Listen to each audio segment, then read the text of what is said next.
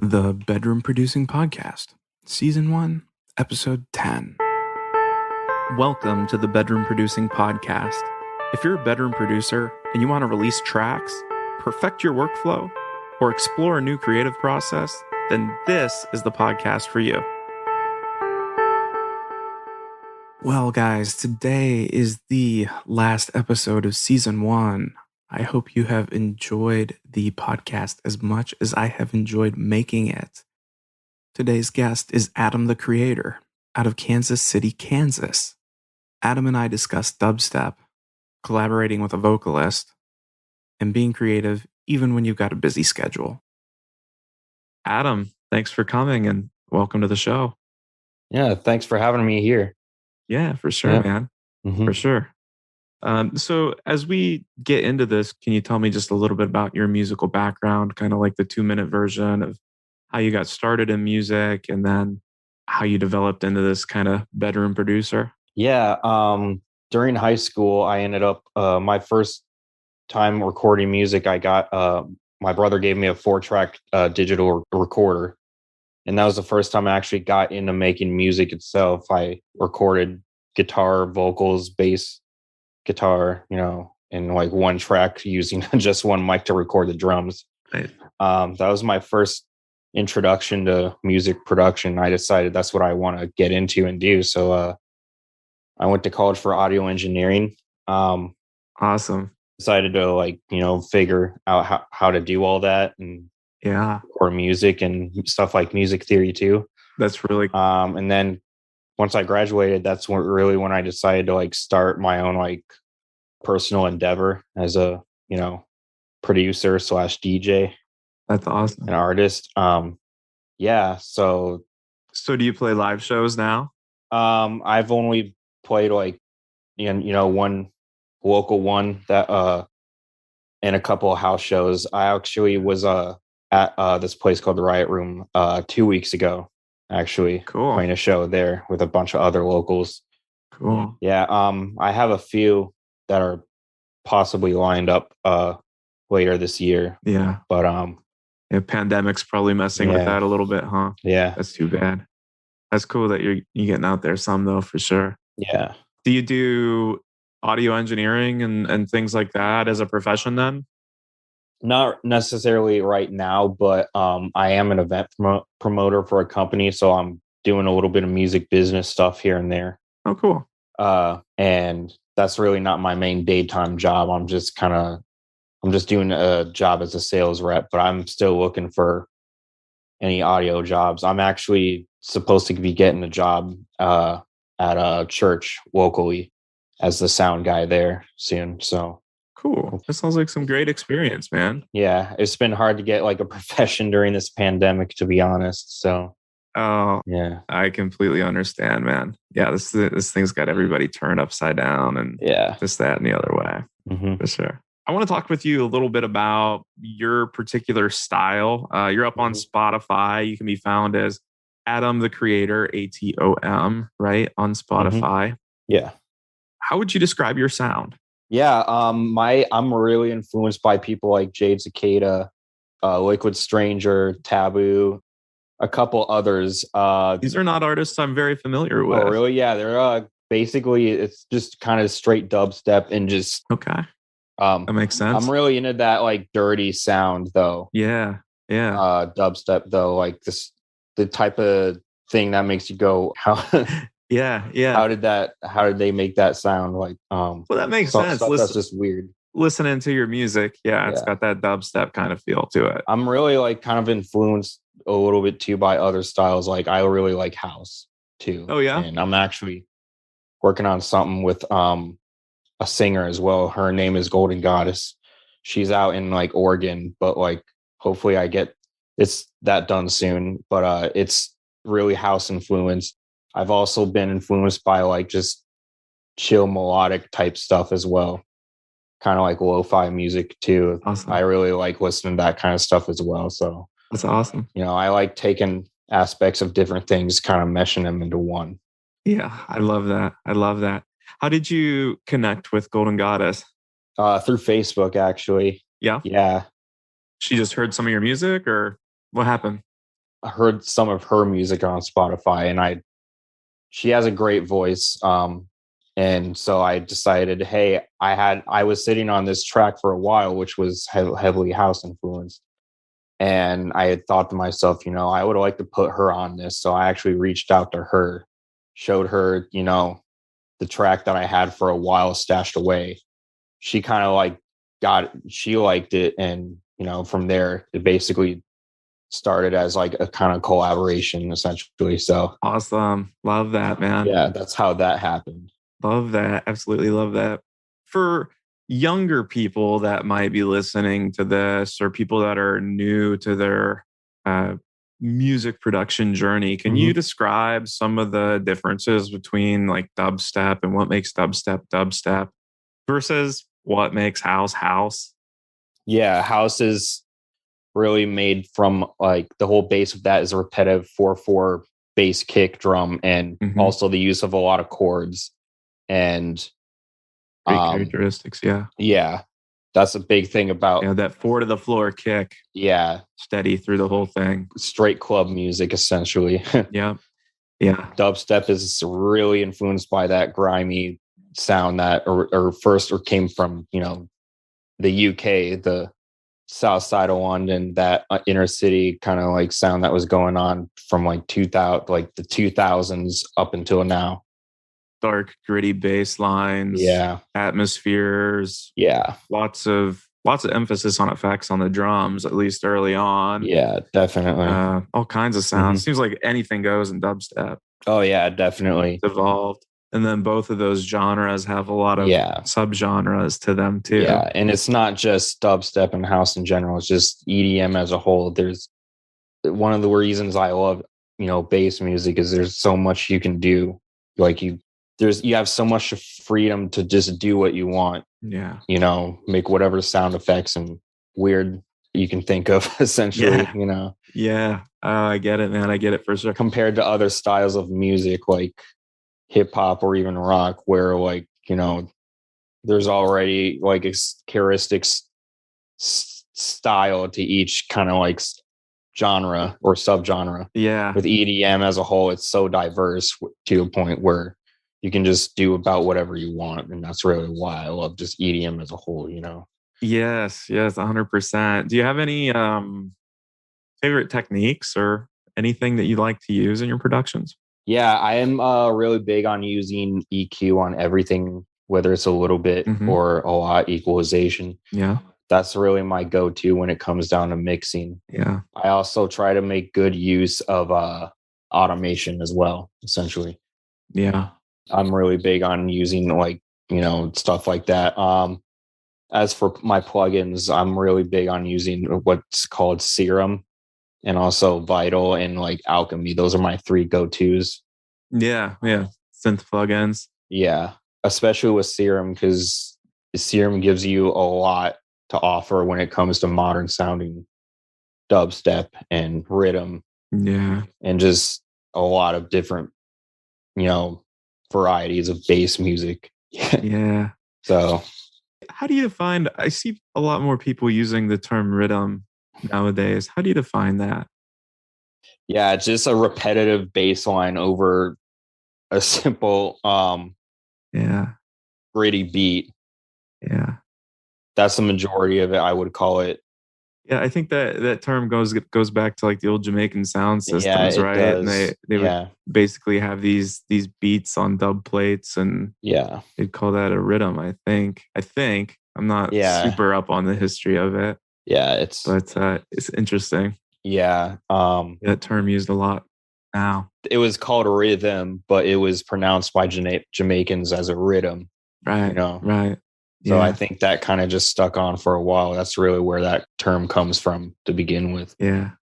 You can hear that use of automation in your work. You can certainly hear the gritty synthesizers and the use of the LFO to create the rhythmic chops. And I really like that your music is very rhythmic.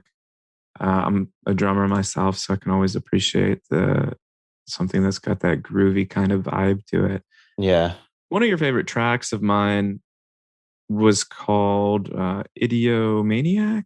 Am I saying that right? Yeah. Maniac. Hmm. Do you remember what synthesizer you were using? How are you coming up with the sounds in that track? Yeah, I have a Native Instruments library as well. Mm-hmm.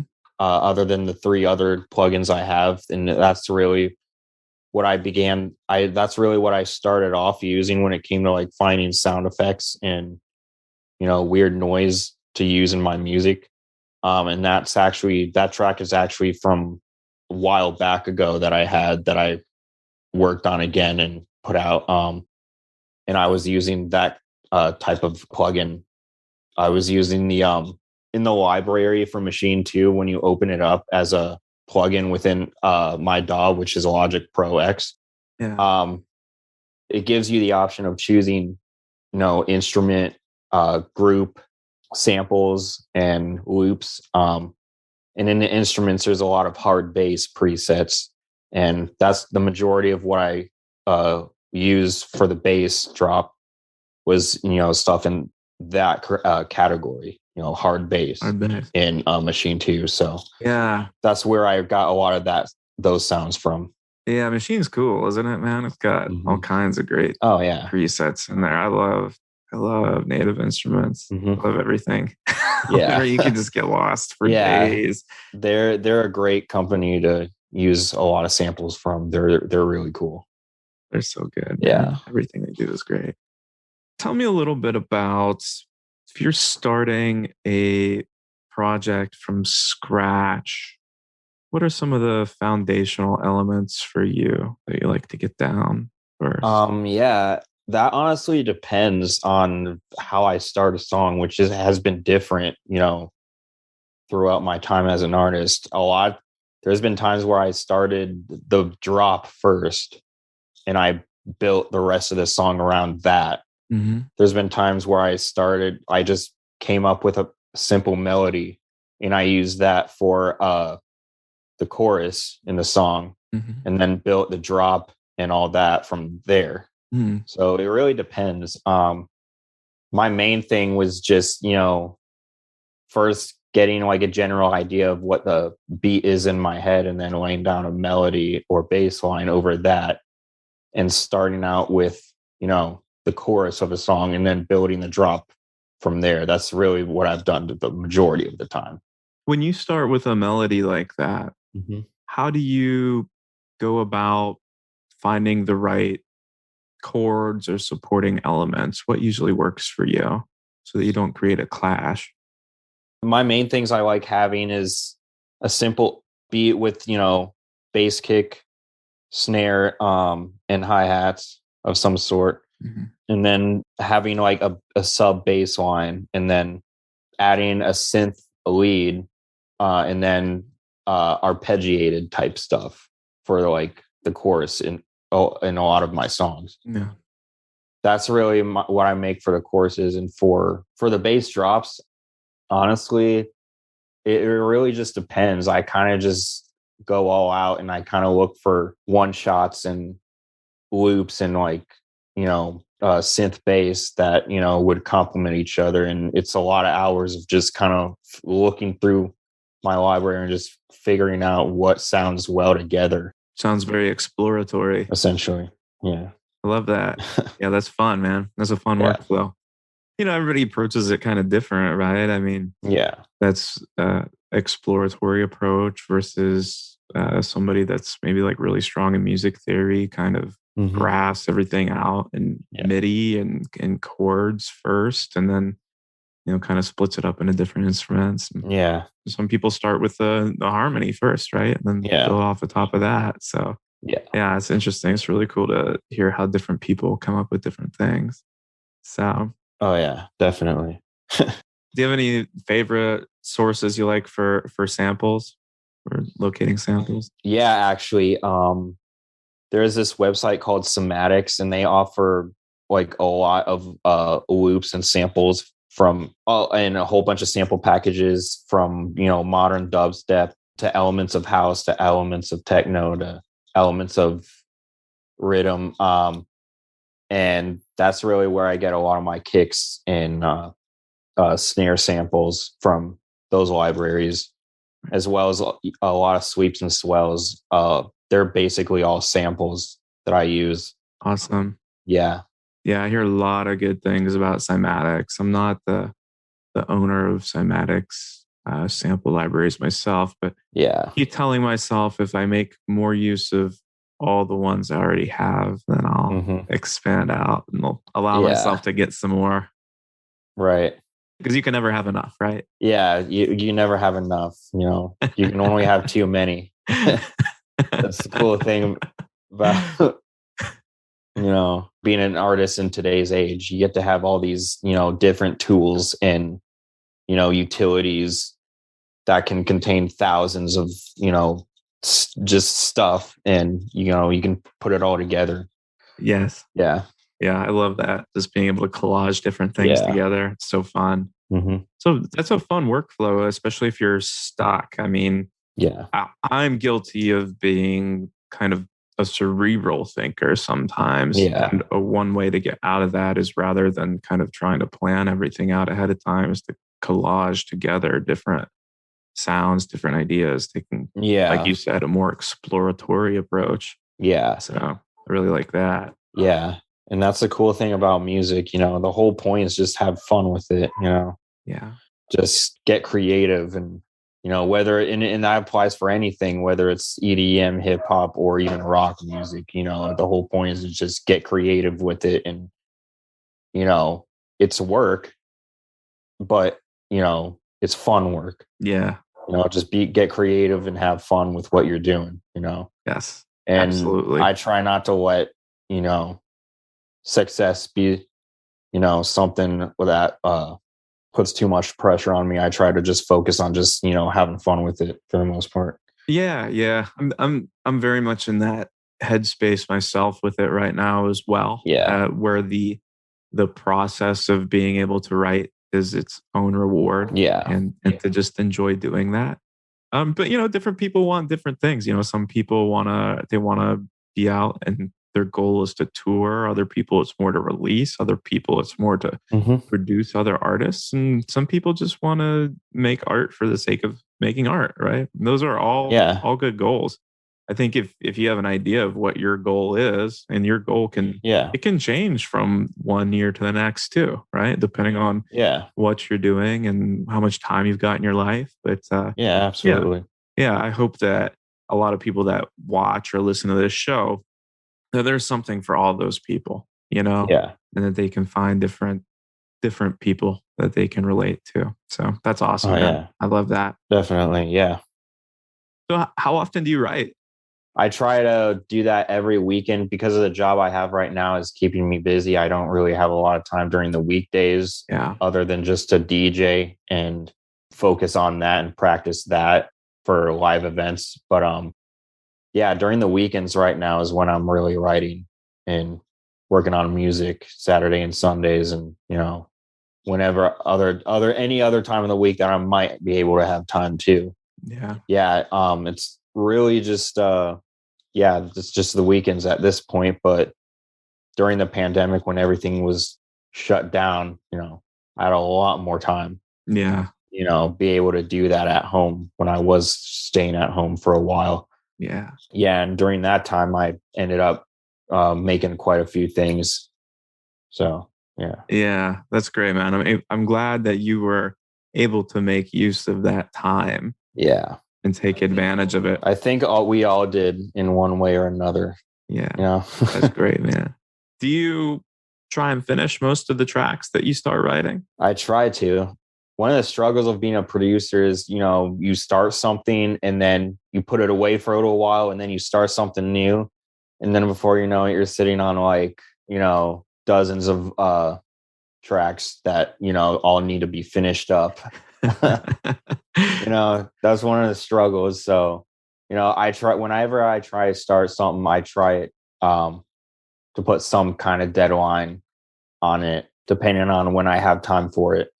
But in the beginning of being an artist, I was guilty of just putting things off at first, and not having a deadline for all my events and all my songs and all that.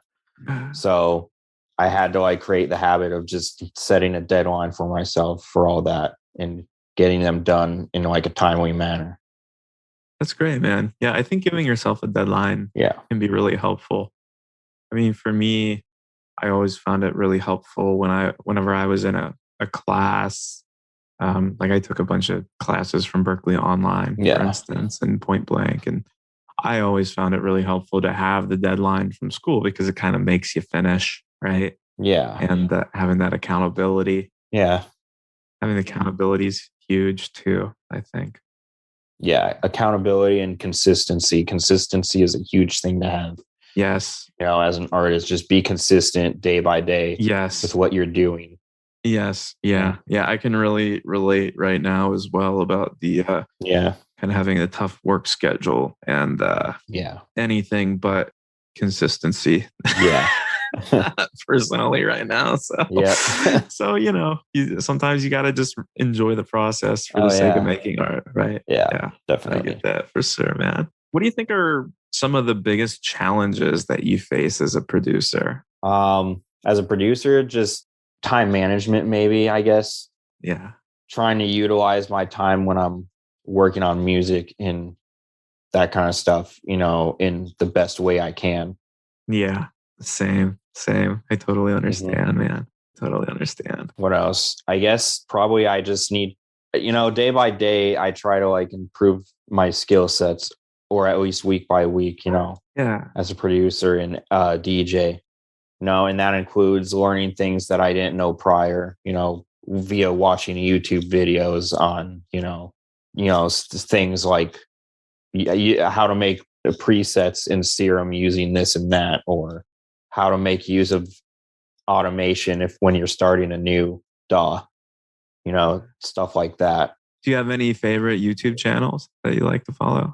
Not particularly for like just music production, essentially. Yeah. Nothing in particular, to be Nothing in honest. particular. Okay. No big deal. Yeah, but there's plenty of videos that I have saved that I've watched over the years Yeah. that I have saved. Yeah. I'm big. That's a great tip, actually. I'm really big on if I find a video that I like, making a list. Hmm. YouTube allows you to make playlists. Yeah. So I actually have I have multiple categories of music playlists for me. I might have Hmm. one playlist that's all about just soundtracky sounds, for Hmm. instance. Yeah. I'm the same. I bookmark all those good ones. Oh yeah. Yeah. That's definitely a good tip Yeah, to have. Yeah. 100%, man. I'd love to talk with you a little bit about some of the things that give you inspiration as a writer. What do you think normally inspires you to start a new project? Honestly, it's just motivation, just motivating yourself and just doing it. Honestly, listening to music and shuffling my SoundCloud playlist of stuff I've found over the years I thought was really cool. That gives me a lot of inspiration. Listening to music is a huge inspiration. Also, just wanting to basically improve my focus and all this and that with music production. Yeah. It's really just this inner drive I have of just wanting to like lay stuff down, stuff I feel and like think. Yeah. Did you ever write anything that related to like a difficult time or a particular time in your life? Not really, no. Okay. It's more just the spontaneity of Yeah. exploration and creativity for you. Yeah. Yeah. That's Cool. really my huge thing. Awesome. I love that, man. Yeah. So if you had your choice and you could play at your dream gig, what do you think that might look like? The dream gig, playing at Dance Festopia or playing another like huge festival event like a Cosmic Kingdom, or Big show. yeah, just That'd be a awesome. big show like that. Really a cool venue I've always wanted to both visit and play is in Colorado. It's called Red Rocks. Oh, I don't Red know if Rocks you've is ever heard of amazing, them. isn't it? Oh yeah. Yeah, Yeah, natural yeah, amphitheater in the yeah. rocks. Yeah. That would Super be a cool. really cool place to play. Yeah. Yeah, I would be. It's an amazing place.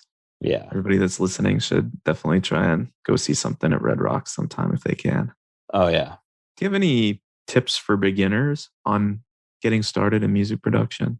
Yeah, actually, have a basic understanding of music theory and, stuff like time signature, minor and major chords and notes, just basic stuff like that Mhm. that you can utilize and apply to when you're, making something or when you're first starting out, because that's really going to help you, understand how to make a song, the right way or the efficient way. Also, another tip is learn the basics of like audio recording as well, like playback, pause, stop. Also learn music business too, because if you want to put yourself out there, you got to understand, royalties, how they work, and how to utilize streaming and distribution services Yeah. like Spotify and Apple Music. Can you tell us a little bit more about royalties and getting into releasing and your experiences with setting up your releases on Spotify? Yeah. So there's a number of service distributors for music out there, stuff like DistroKid, Ditto. Mhm. There's a few other ones that I know of, but I can't remember what they're called. But stuff like that, those are services in which you can literally just upload your music, album artwork or song artwork, stuff like that onto the whatever account you have for your artist. And it'll basically send it out there into Spotify and Apple Music and stuff like that for you. And the amount of plays you get, that's revenue then goes back to you via stuff like PayPal or whatever. It's if you're not getting a lot of plays, it's really not even a lot at all. So, Yeah. but Yeah. I think somebody said you yeah, have to make like 1 million streams a month on yeah, Spotify to make like minimum wage nowadays or yeah, something it's like that. So yeah, that's thanks, yeah. It can Spotify. be hard to actually make money off of like your music nowadays. Yeah. But it's easy, Too bad. really easy to get yourself out there though too, which is the cool thing. Yeah. Yeah. That's cool. That is Yeah, true. because of social media and the internet. Yeah. Yeah. I think Hmm. someone I spoke with once was talking about the new music business, and he kind of said, your songs are almost like you said, they're what gets you out there. But then what makes you money is like playing live or merch or Yeah, whatever, absolutely. and that's how you can make the income. Yeah. Yeah. And a lot of times you got to have like enough money in the first place to invest in stuff like that, like merch and events and all that, Yeah. you know? So, Yeah. It's tricky, huh? yeah. Yeah. All right, man. Well, hey, I got just a couple more Yeah. questions. I want to get wrapping up here. Yeah. Say that you're starting to lay something down and you kind of get like a solid 8 or 16 bars. You've got like a good loop or a good groove going. Hmm. But then you kind of get like a little bit stuck. What do you like to do to get yourself unstuck? Yeah. Honestly, what really does help, and this is kind of ironic, but taking breaks Mhm. helps a lot. Sometimes you need to just get away from like your computer screen, you know, Yeah. and get your eyes off of the tracks you've had your eyes on for like hours or however long you've been sitting there, and just take a break or two or whatever, and then go back to it about 30 minutes or an hour later. Just kind of refresh your mind with something else, Yeah. just for a little bit. That really helps. And also, another reason why that helps is, sometimes going back, when you go back on something you've worked on before, you can kind of take a second look at it that way, what you've been working on, and say to yourself, hey, why did I, lay this down? It doesn't really sound good to me anymore. Or you leave yourself, points to basically, pick from later on when you take breaks, and just kind of like give yourself a day or two to work on it after you've worked on it, however long you've been working on it, whether it's weeks or months. But yeah, taking breaks is a good thing. Another thing is just, listening to music and just like, motivating yourself and telling yourself, I want to be as successful as I can, with what I'm doing, with what I love to do. It's all about motivation. Those have been big on helping me get unstuck and, and getting back in the groove of things when I go through like producer's block or writer's block, Yeah, that's so true. Listening with fresh ears can really make a big Yeah, exactly. difference, I think, especially you get something in front of you. And the way our brain works is that if you hear the same thing on loop over and over again, you kind of get attuned to it and you might like it. And if you come back a little bit later with some fresh ears, you might go, oh, like it's obvious how I want to change that, Yeah, do something different. exactly.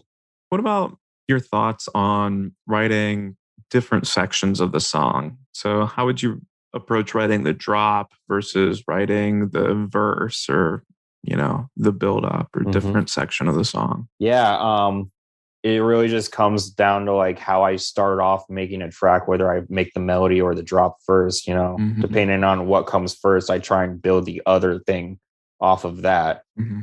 You know, if I started out with a melody, when I started a new song, I would build the drop or the build up off of that. And if I started with, the bass drop when starting a new song, I would build the melody and the chorus and all that from that. Hmm. So my approach to writing different segments of the song is, make sure the whole song is generally has like a common key Yeah. that ties it all together. Yeah. Definitely a solid place to start, man. Yeah. That's awesome. Yeah. This has been so great. So many great tips for us. Yeah. Adam, where can people find you and your music online? Yeah. So I'm on Facebook. I'm on Twitter and Instagram. As for, streaming and where to find my music, I'm on Spotify, Apple Music, SoundCloud, Audius. I also have my own Bandcamp as well. So those are really the 5 big streaming services you can find me on for the most part. Awesome. Awesome.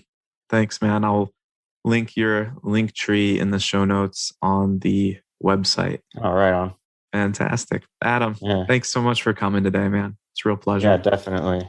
Yeah, I had a great time talking to you. That was a great conversation with Adam. I hope that one day he does get to play in front of that big music festival. Talking with Adam just gave me a lot of reminders about the little things that help keep you productive and active in your writing process. And I hope that that is helpful to all of you who are listening to this podcast as well as it's helpful to me. As always, guys, thanks for listening to the show. And as I mentioned, this is the last episode of season 1, sadly, already. If you or someone you know is interested in coming on the Bedroom Producing podcast, hit me up on the website, bedroomproducing.com/contact, and let me know who you are and where I can hear some of your music. Until next time, my name is Chip, and this is the Bedroom Producing Podcast. Thank you for listening to the Bedroom Producing Podcast. For more content like this, visit bedroomproducing.com.